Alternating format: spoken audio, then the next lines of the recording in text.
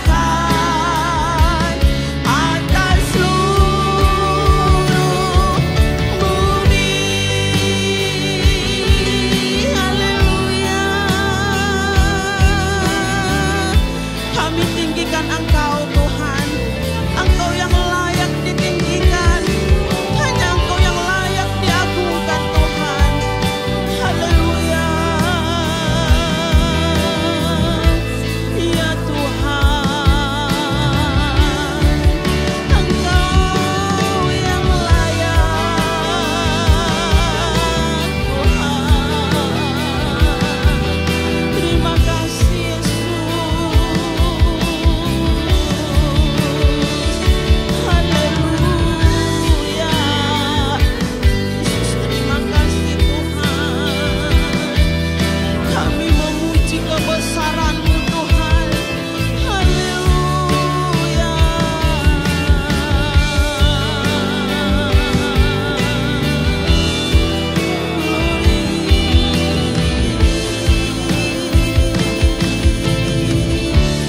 Kami memuji kebesaran-Mu. Ajaib Tuhan, ajaib Tuhan. Kami memuji kebesaran-Mu. Ajaib Tuhan, ajaib Tuhan. Kami memuji kebesaran-Mu Tuhan. Memuji kebesaran-Mu. Haleluya. Yesus, ajaib Tuhan, ajaib Tuhan. Haleluya. Kami memuji kebesaran-Mu. Haleluya. Ajaib Tuhan,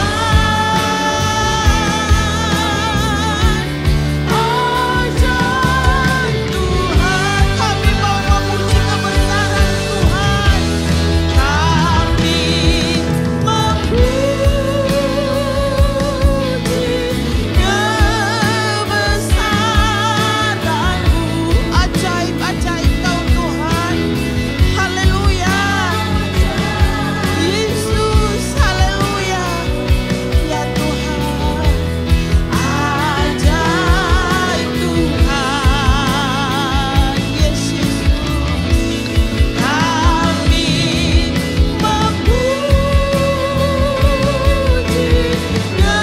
kebesaran-Mu, kebesaran-Mu.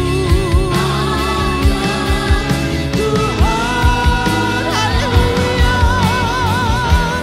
Ajaib Tuhan. Sekali lagi katakan kami memuji Tuhan. Glory Yesus. Bagimulah segala hormat kemuliaan Tuhan. Haleluya. Haleluya Yesus. Ajaib Tuhan, ajaib Tuhan. Terima kasih Yesus. Kami memuji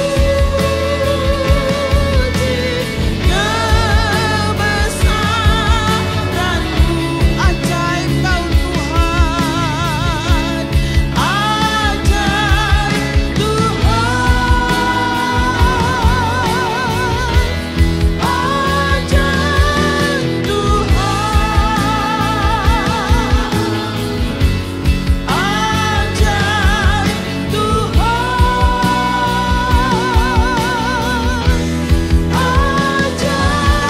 Tuhan, ajaib Tuhan,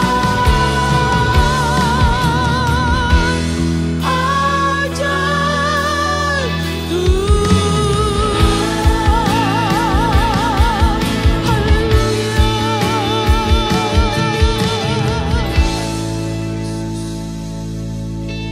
Kami memuji kebesaran-Mu Tuhan, karena hanya Engkau yang layak diagungkan dan ditinggikan.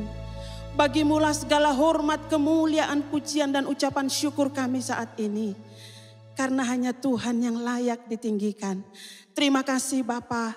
Terima kasih kiranya Engkau terimalah pujian penyembahan kami. Pengagungan kami Tuhan kiranya berkenan di hadapan-Mu dan berbau harum di hadapan-Mu Tuhan. Layakkan kami Tuhan untuk mengagungkan Engkau. Terima kasih Bapa buat kesempatan ini. Kalau kami sebentar akan mengagungkan, memuji, menyembah Tuhan. Biarlah Engkau yang bertahta di atas pujian kami. Tuhan yang urapi kami. Tuhan yang beserta dengan kami. Kami serahkan Bapa. Ibadah kami ini dari awal sampai akhirnya ke dalam tangan Tuhan. Biar Tuhan yang berkuasa. Tuhan yang campur tangan. Tuhan yang urapi kami. Terima kasih Bapa. Kami serahkan ibadah kami dalam tangan-Mu. Di dalam berkat nama Tuhan kami Yesus Kristus. Kami mengucap syukur dan kami mulai ibadah kami saat ini. Haleluya. Amin. Haleluya.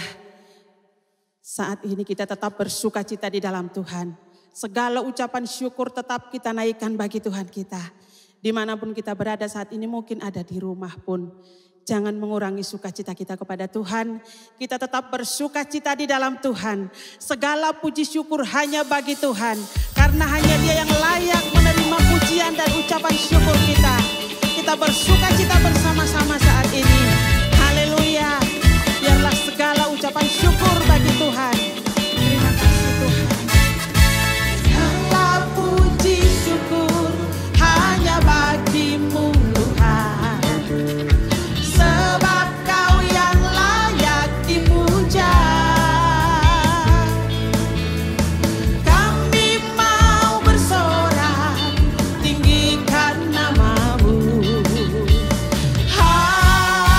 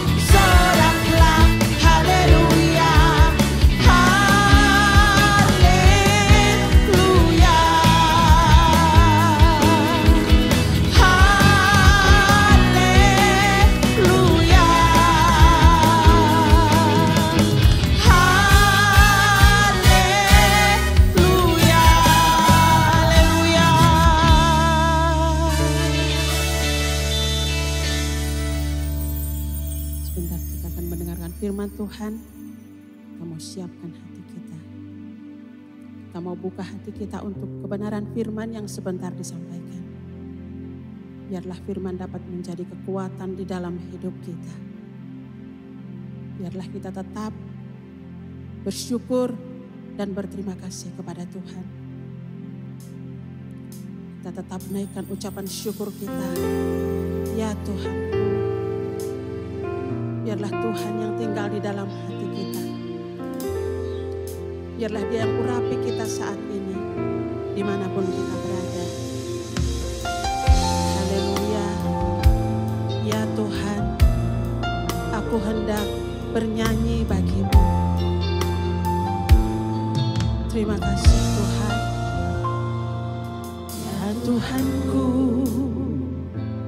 aku hendak bernyanyi bagi-Mu selama aku hidup. Ya Allahku,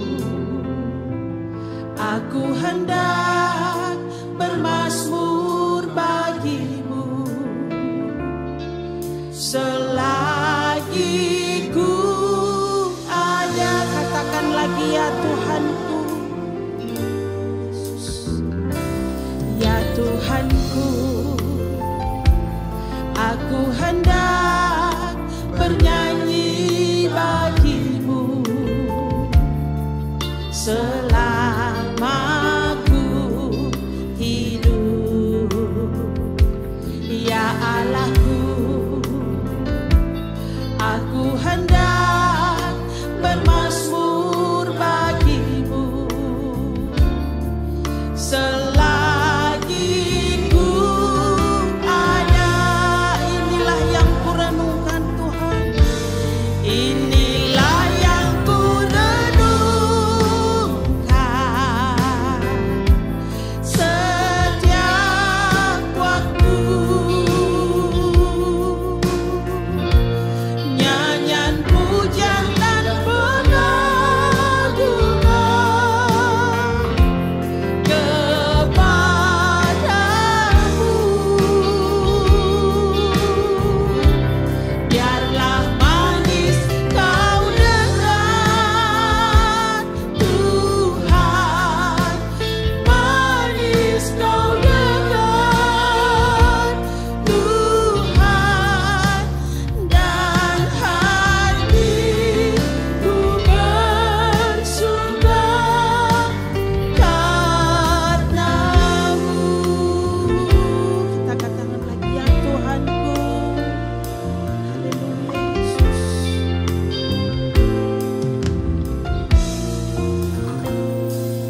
Ya Tuhanku, aku hendak bernyanyi bagi-Mu selama aku hidup. Ya Allahku, aku hendak bermazmur bagi-Mu selagi ku ada. Inilah yang kurenungkan Tuhan. Inilah yang kurenungkan. Haleluya.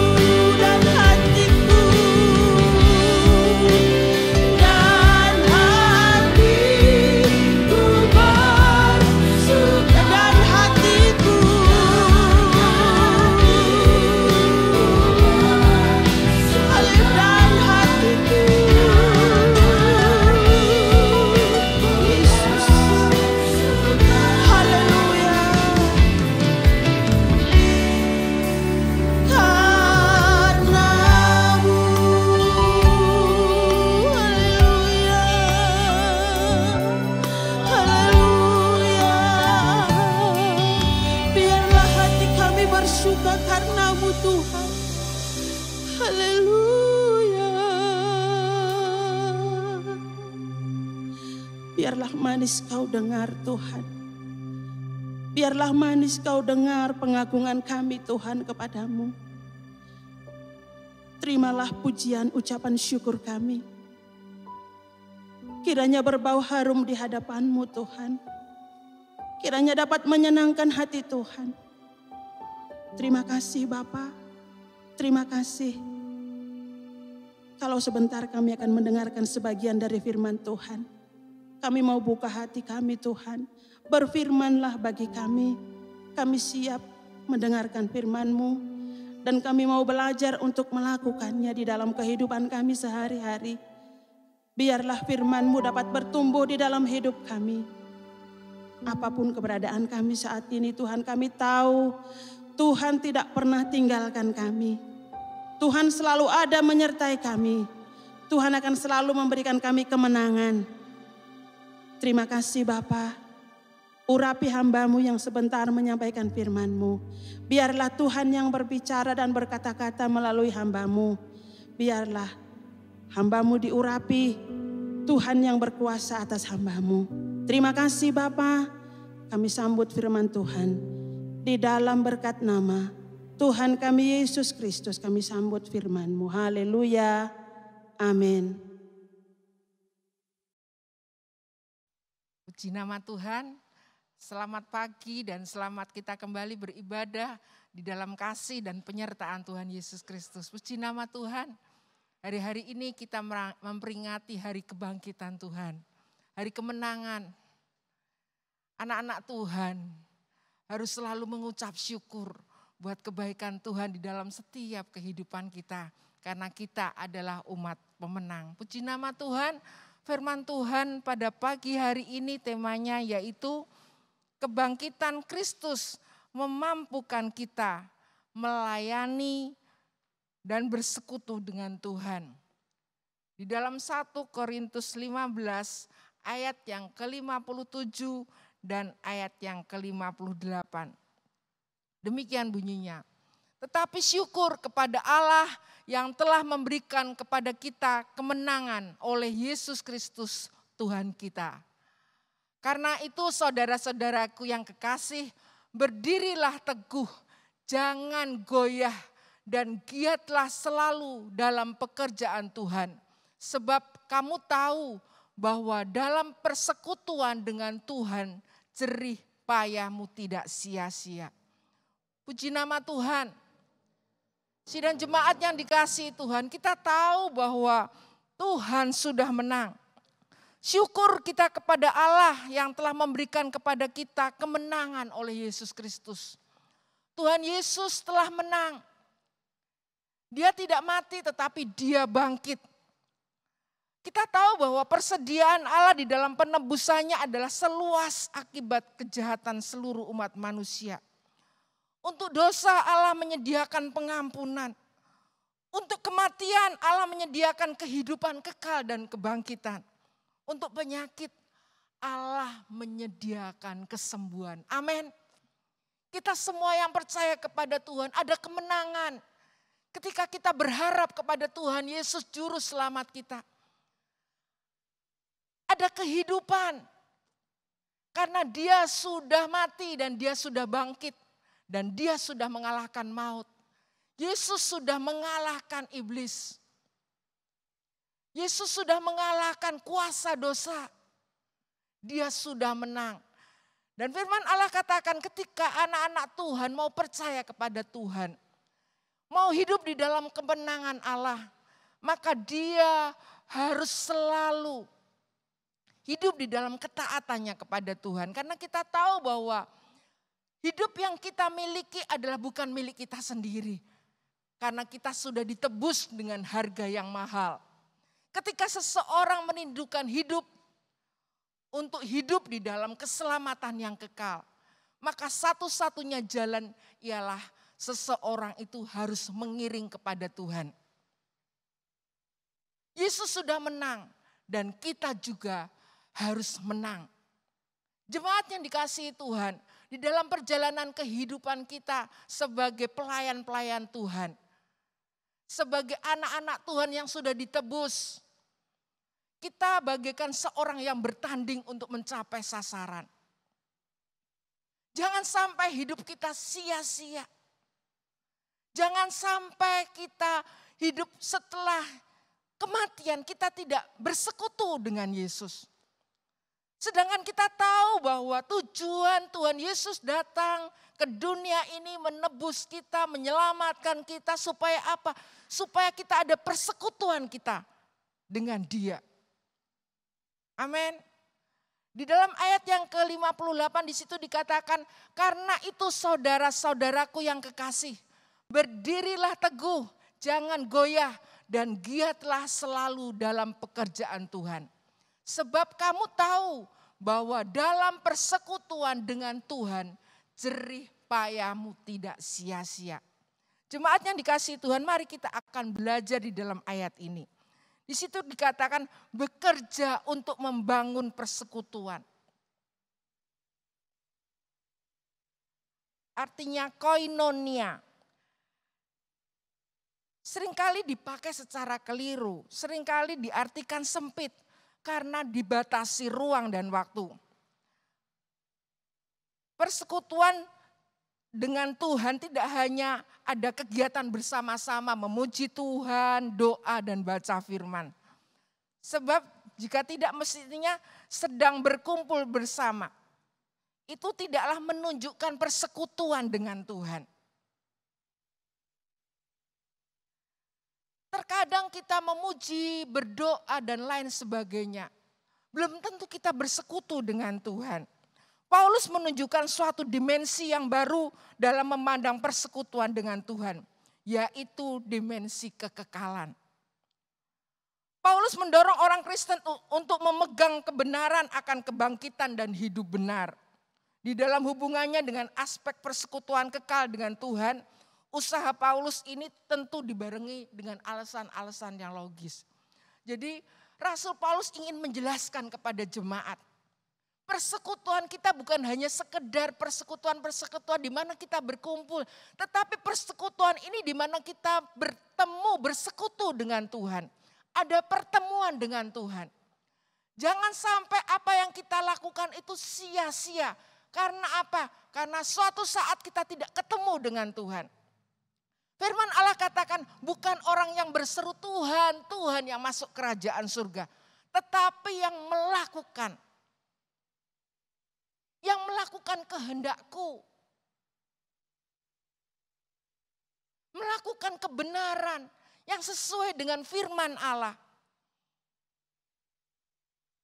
Itulah yang Tuhan berkenan kepada kita. Oleh sebab itu jangan sampai persekutuan kita itu sia-sia. Jerih payahmu sia-sia karena apa? Karena kita tidak melakukan dengan benar. Jemaat yang dikasihi Tuhan. Kita tahu bahwa persekutuan dengan Tuhan Yesus itulah yang selalu dinanti-nantikan umat ketebusannya. Kita melihat di dalam firman Allah banyak sekali contoh-contoh keteladanan bagaimanakah Rasul Paulus dia mengatakan aku akan mengakhiri pertandingan dengan baik. Karena apa? Aku akan mencari sasaran di mana surga yang Tuhan janjikan. Rasul Paulus tahu bahwa sasaran yang dijanjikan Tuhan yaitu bersekutu dengan Tuhan Yesus di dalam kerajaan surga. Rasul-rasul yang lainnya juga Yohanes, Petrus, kita tahu banyak sekali keteladanan yang dilakukan oleh mereka. Mereka berusaha giat di dalam pelayanan sampai ke akhir supaya apa?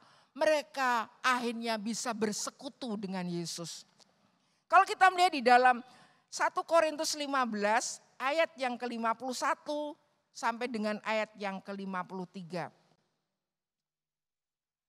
Sesungguhnya aku menyatakan kepadamu suatu rahasia. Kita tidak akan mati semuanya, tetapi kita semuanya akan diubah. Dalam sekejap mata.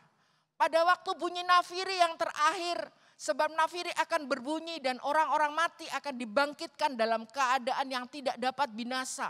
Dan kita semua akan diubah. ayat yang ke-53. Karena yang dapat binasa ini harus mengenakan yang tidak dapat binasa. Dan yang dapat mati ini harus mengenakan yang tidak dapat mati. Firman Allah katakan bahwa suatu saat kita akan diubahkan. Suatu saat kita akan ketemu dengan Tuhan Yesus. Suatu saat kita akan bersekutu dengan Dia. Meskipun saat ini kita tidak dapat bersekutu dengan Dia, tetapi Roh Kudus memimpin anak-anak Tuhan supaya mereka boleh hidup di dalam kebenaran Allah. Supaya suatu saat ketika bunyi trompet nafiri dibunyikan, maka kita akan berkumpul bersama-sama dengan Dia. Kalau kita melihat di dalam Perjanjian Lama, seringkali memiliki bayangan tentang trompet yang digunakan untuk mengumpulkan umat berperang.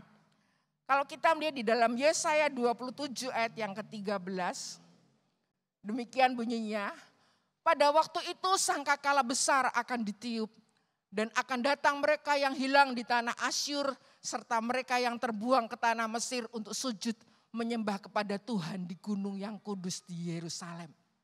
Sudah dinubuatkan bahwa ketika sangkakala Allah berbunyi,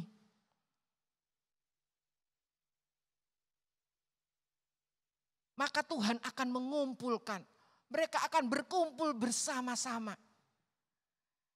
Dan Rasul Paulus mengambil bayangan di dalam khotbahnya Yesus tentang akhir zaman. Kalau kita melihat di dalam Matius 24 ayat yang ke-31. Dan ia akan menyuruh keluar malaikat-malaikatnya dengan meniup sangkakala yang dahsyat bunyinya. Dan mereka akan mengumpulkan orang-orang pilihannya dari keempat penjuru bumi, dari ujung langit yang satu ke ujung langit yang lain. Amin. Jadi lewat bacaan-bacaan yang sudah kita baca tadi, di situ dikatakan bahwa anak-anak Tuhan harus menang sampai ke akhir. Di mana kita boleh bersekutu dengan Tuhan Yesus kita yang sudah menyediakan tempat buat kita di surga. Ketika nafiri dibunyikan, ketika bunyi sangkakala dibunyikan, anak-anak Tuhan akan berkumpul bersama-sama dengan Tuhan Yesus di dalam kerajaan surga. Amin. Nah, oleh sebab itu, biarlah firman Allah dikatakan di dalam ayat yang sudah tadi kita banyak baca tadi. Supaya kita ini berdiri teguh, jangan goyah. Dan giat selalu di dalam pekerjaan Tuhan. Sebab kita tahu bahwa dalam persekutuan dengan Tuhan, jeripayahmu tidak akan sia-sia. Amin. Ketika saat ini kita berusaha hidup untuk hidup benar. Saat ini kita berusaha sebaik-baiknya memikul salib. Hidup mengalami penderitaan ketika kita menjadi anak-anak Tuhan. Itu kita lakukan semuanya. Karena apa? Yang kita lakukan itu tidak akan sia-sia. Nah, jemaat yang dikasihi Tuhan. Mari kita akan mempertahankan persekutuan kita dengan Tuhan supaya tidak sia-sia. Nah, selain mempertahankan kegigihan, persekutuan dengan Tuhan harus dipelihara agar kita tidak goyah. Dikatakan di dalam ayat yang sudah kita baca tadi di dalam 1 Korintus 15 ayat yang ke-58 tadi itu. Dikatakan, saudara-saudaraku yang kekasih, berdirilah teguh. Jangan goyah. Kalau kita melihat di dalam 1 Korintus 15 ayat 57-58 tadi, di situ dikatakan jika kita mengkaji pernyataan Paulus di dalam teks ini, ada 4 hal sikap untuk membangun persekutuan yang hidup di dalam Tuhan. Yang pertama yaitu memiliki komitmen di dalam persekutuan, berdirilah teguh.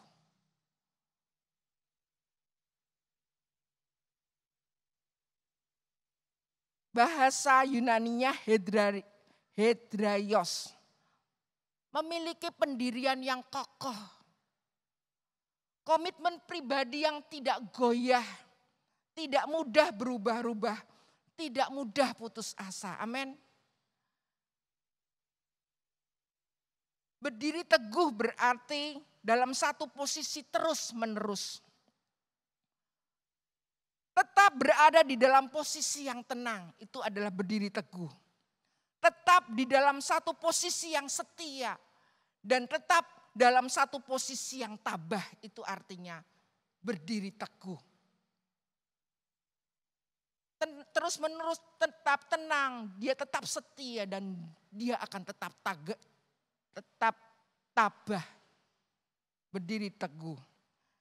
Nah, yang kedua yaitu selalu konsisten dalam persekutuan, jangan goyah. Jangan goyah artinya tidak dapat digerakkan, teguh, tidak tergeser. Jadi enggak gampang goyah.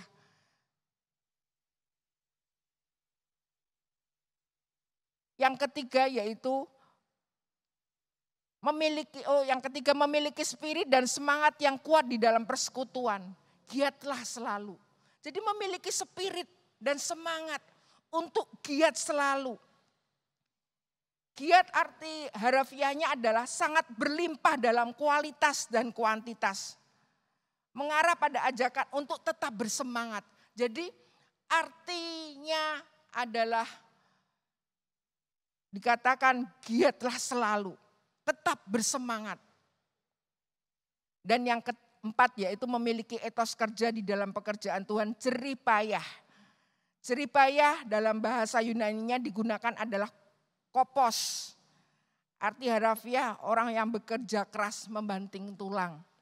Jadi sampai kelelahan, sampai keletihan, bekerja sampai susah payah. Arti daripada keempat ini supaya apa? Kalau kita melakukan ini semuanya, supaya apa? Tidak sia-sia. Ketika kita melakukan pekerjaan Tuhan dengan kokoh, dengan teguh, tidak goyah, giat di dalam pekerjaan Tuhan. Tanpa memandang waktu, sampai susah payah, sampai tidak ada kekuatan lagi bekerja untuk Tuhan. Supaya persekutuannya tidak sia-sia. Jemaat yang dikasihi Tuhan. Arti-arti yang sudah kita pelajari tadi di situ menekankan bahwa kita harus benar-benar berpegang teguh, tidak gampang diombang-ambingkan apapun juga, tetap memandang Tuhan Yesus, tetap melayani Dia, tetap cinta Dia, tetap setia pada Dia. Sampai ke akhir, tetap setia kepada Tuhan, maka Tuhan akan menjadi bagian di dalam kehidupan kita. Tuhan Yesus akan menjadi bagian di dalam kehidupan kita. Ketika kita melihat contoh teladan yang dilakukan oleh Rasul Paulus, apapun masalah yang dihadapinya, penderitaan, dimasukkan di dalam penjara, meskipun dia dirajam dan lain sebagainya, dia tetap setia kepada Tuhan, tetap berpegang teguh pengharapannya kepada Tuhan, tidak goyah. Dan dia selalu giat di dalam pekerjaan Tuhan.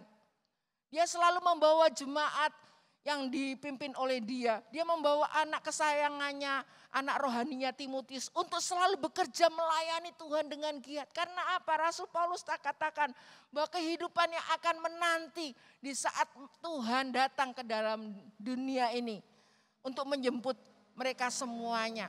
Ketika bunyi nafiri dibunyikan, jangan sampai pelayanan kita, persekutuan kita, apapun yang kita lakukan di dalam dunia ini itu akan sia-sia. Jemaat yang dikasihi Tuhan, ada banyak hal saat ini. Mungkin kita melakukan pelayanan-pelayanan sampai kita kecapean, sampai kita mengeluarkan uang banyak. Apakah itu berkenan dengan Tuhan atau tidak? Oleh sebab itu biarlah prinsip firman Allah yang Tuhan katakan, di dalam firman-Nya, hidup di dalam kebenaran Allah, hidup di dalam jalannya Allah.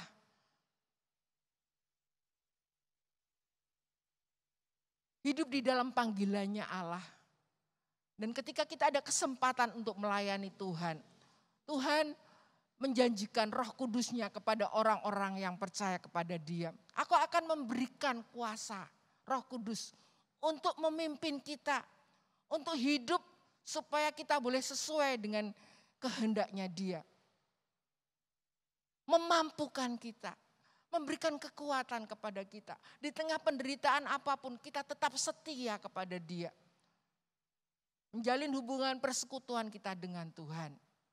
Maka apapun yang terjadi, yang menjadi bagian kita, ketika kita tetap setia kepada Dia, Tuhan akan tolong kita.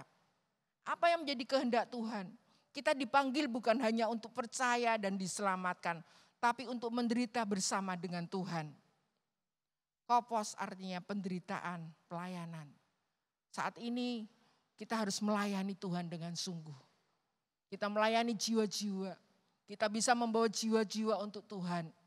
Di tengah masa-masa yang sulit kita bawa jemaat untuk taat, beriman dan setia kepada Tuhan. Bukan untuk kepentingan kita sendiri, tetapi ada banyak jiwa yang membutuhkan pertolongan. Kita akan benar-benar melayani Tuhan supaya banyak jiwa boleh mendapatkan keselamatan. Ada kesatuan, ada persekutuan dengan Tuhan. Dan Tuhan akan memberikan upah kita di dalam kerajaan surga yang kekal. Itu janji Tuhan. Firman Allah katakan, aku akan pulang kembali kepada Bapa dan akan menyediakan tempat buat orang-orang yang percaya dan setia kepada Tuhan. Biarlah kita boleh menjadi bagian di dalamnya. Jangan sampai pelayanan kita, waktu kita yang kita keluarkan, yang kita lakukan itu sia-sia, tidak mendapatkan hasil. Tetapi biarlah apa yang kita lakukan boleh menghasilkan buah, yaitu buah kerajaan surga. Tuhan akan tolong kita semuanya. Puji nama Tuhan, firman Tuhan pada pagi hari ini menguatkan iman kita. Kita akan baca di dalam 1 Korintus 15 ayat yang ke-57 dan ayat yang ke-58. Tetapi syukur kepada Allah yang telah memberikan kepada kita kemenangan oleh Yesus Kristus Tuhan kita. Karena itu saudara-saudaraku yang kekasih, berdirilah teguh, jangan goyah, dan giatlah selalu dalam pekerjaan Tuhan. Sebab kamu tahu bahwa dalam persekutuan dengan Tuhan, jerih payahmu tidak sia-sia. Amin. Berikan ku hati seperti hatimu yang penuh dengan belas kasihan. Berikan ku mata seperti matamu memandang tuayan di sekelilingku.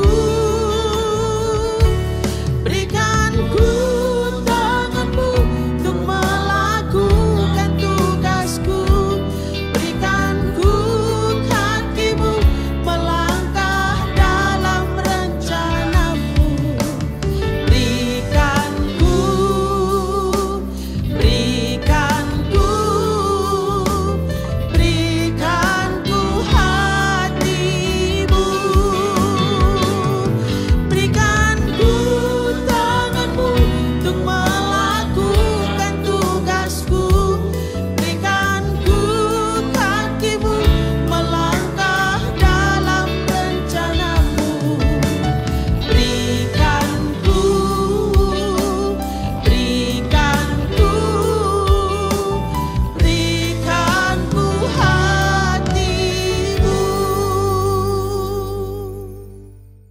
kami panggil di dalam nama Tuhan Yesus Kristus.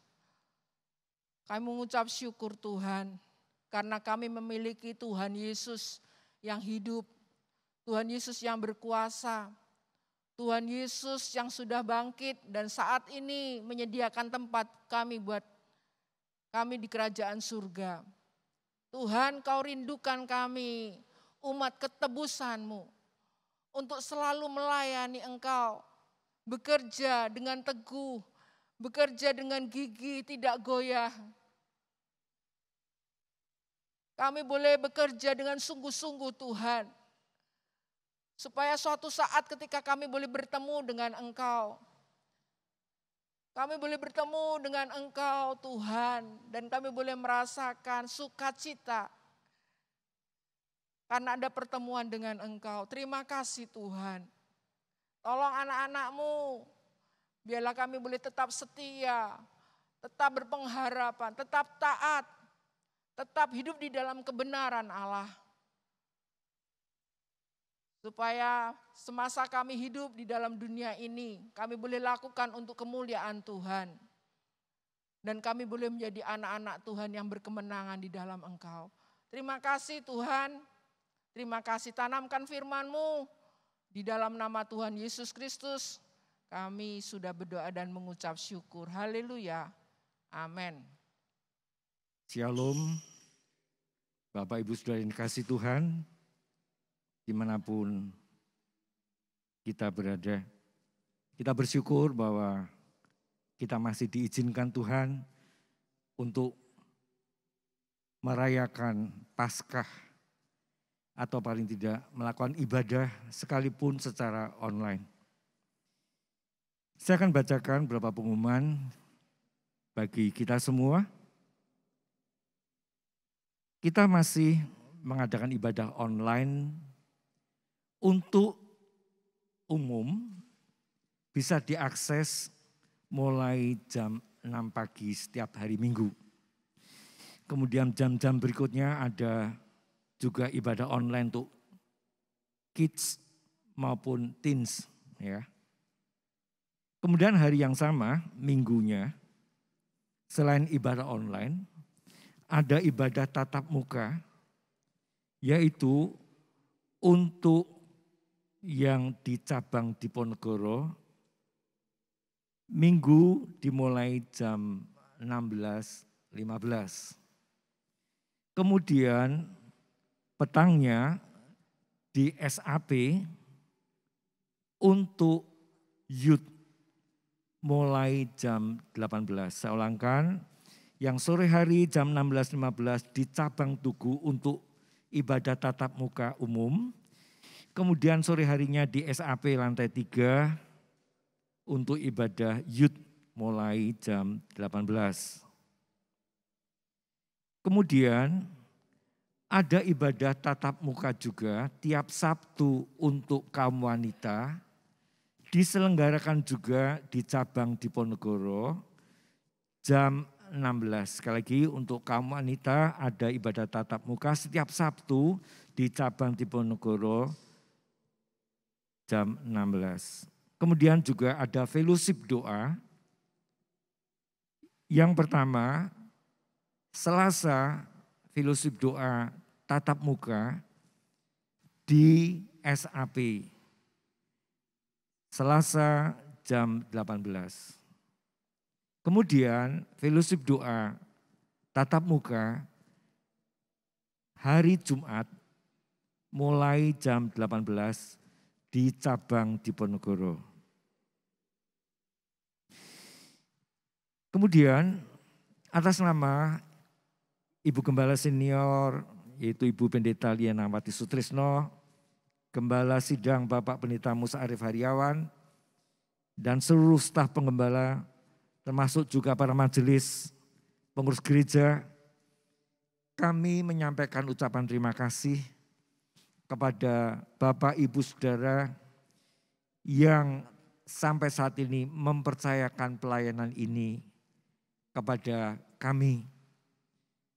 Juga termasuk di dalamnya dukungan-dukungan baik doa maupun persembahan yang Bapak Ibu Saudara sudah sampaikan. Baik yang langsung disampaikan di SAP tiap minggu jam 9 sampai jam 12 ada petugas di sana, maupun di dalam ibadah tatap muka yang ada tadi saya sebutkan di atas. Atau mungkin bisa Bapak Ibu Saudara sampaikan lewat transfer BCA rekening nomor 0374 340 723. Saya ulangkan 0374 340 723 atas nama Nyo Jongbi, Bank Sentral Asia.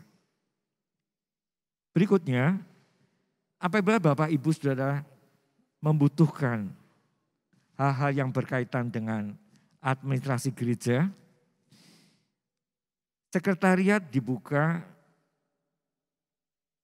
tiap Senin sampai Selasa kecuali hari libur mulai jam 8 sampai jam 14. Sekali lagi, dibuka sekretariat di SAP setiap hari dari Senin sampai Sabtu mulai jam 8 sampai 14. Kemudian tiap hari Rabu dan Jumat ada hamba-hamba Tuhan yang piket mulai jam 9 sampai jam 12. Bukan Rabu, Selasa dan Jumat mulai jam 9 sampai jam 12. Ada hamba-hamba Tuhan yang sedia untuk melayani Bapak Ibu dalam keperluan konseling yang Bapak Ibu perlukan. Kiranya pengumuman cukup sekian. Jangan lupa kami menghimbau seluruh jemaat yang ada tetap lakukan kegiatan dengan menjaga protokol kesehatan dengan ketat. Pakai masker, cuci tangan dengan sabun dan air mengalir, dan jauhi kerumunan. Ya, mungkin itu pengumuman yang ada. Saya kembalikan kepada hambanya yang akan menutup ibadah dalam doa berkat. Kami memuji kebesaran-Mu, ajaib Tuhan, ajaib